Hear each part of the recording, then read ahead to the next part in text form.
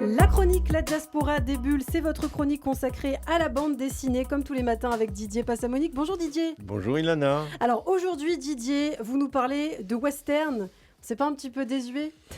Oui, Ilana, mais vous savez, il en est de ce genre dans la BD, comme dans tous les milieux artistiques, hein. Ce sont des modes qui vont, qui viennent. Il y a les zombies, il y a les vampires, il y a les vikings, Ouais.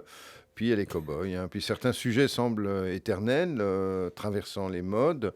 Et le western en fait indéniablement partie, hein. Il y a Jesse James, Will Bill Hickok, Calamity Jane, Geronimo, on les a vus passer dans Lucky Luke, hein, et dans les batailles de Little Big Horn ou Alamo ou La Ruée vers l'or, ce sont des classiques du cinéma.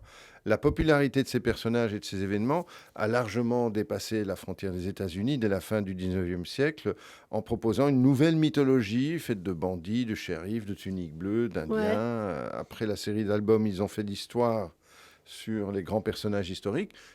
Glénat et Fayard s'associent à nouveau pour proposer une collection, hein, dont l'ambition est de raconter cette époque dans la plus pure tradition western, avec des albums faits d'action, d'aventure, centrés sur un personnage ou un moment de cette période de l'histoire américaine.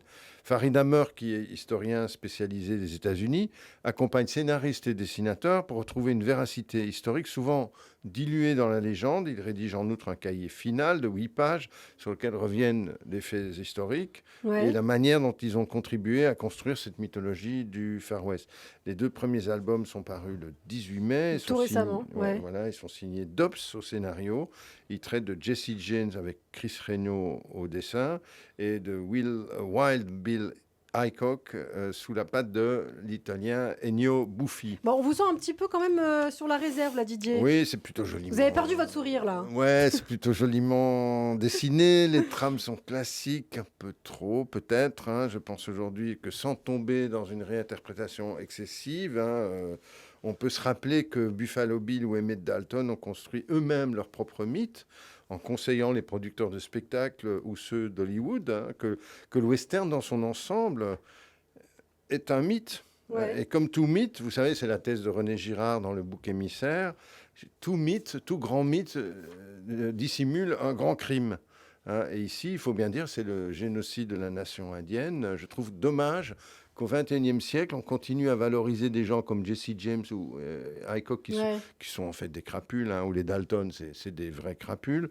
Mais bon, parce Ce sont des légendes. Ouais. voilà, mais Goscinny avait l'intelligence, lui, de les tourner en ridicule, hein, que ce soit Jesse James, Calamity Jane ou les Dalton.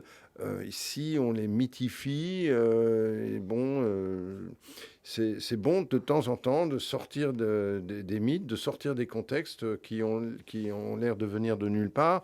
Et si on veut aider les jeunes lecteurs à se construire, il faut peut-être rappeler qu'il y a un romantisme dans tout ça, qu'on nous vend une Amérique qui est une Amérique idéale et que ça demande un minimum d'esprit critique. Et bon, Ouais. ben voilà, donc on peut aller voir ces très très beaux westerns, mais Et garder son avec, esprit critique. voilà, avec un regard un petit peu distancié. Donc quand ça même. s'appelle Jesse James par Dobbs et Chris Renaud et Wild Bill Hickok par Dobbs et Ennio Buffi, publiés l'un et l'autre chez Glénat en C'est ça. association avec Fayard. Très bien. Eh bien, merci beaucoup Didier Passamonique. On en apprend tous les jours avec vous Didier et on se retrouve très bientôt sur Radio À J. bientôt. Au revoir.